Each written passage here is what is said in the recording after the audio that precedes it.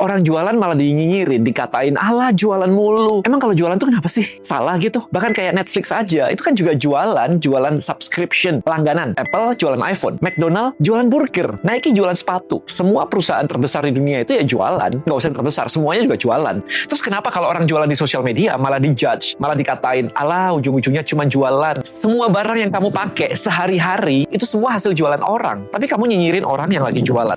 Kamu pengen kaya, tapi kamu nyinyir ke orang yang lagi usaha cari uang. Nih kalau saya pribadi nih ya, lagi ikut seminar di luar negeri. Dan kalau ada yang lagi jualan nih, ini adalah sesi yang paling gak mau saya lewatin.